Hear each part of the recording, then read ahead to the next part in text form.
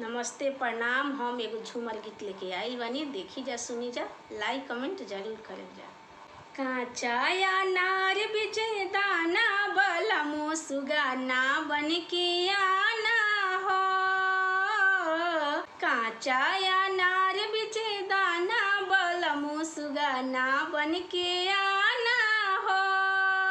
सुगाना बन के आना, सुगाना बन के आना, सुगाना बन के आना, सुगाना बन के आना।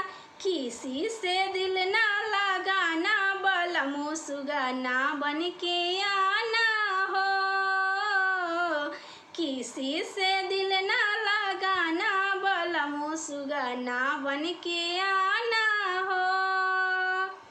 बागों में आना, बगीचा में आना, बागों में आना, बगीचा में आना।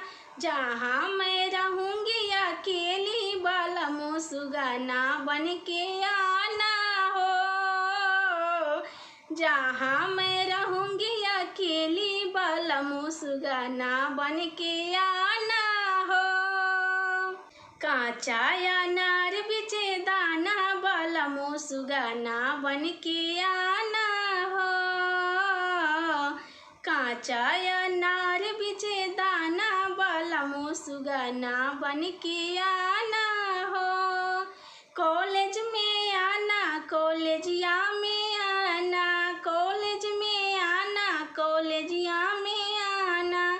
जहाँ मैं रहूँगी अकेली बलमो सुगाना बन के आना हो।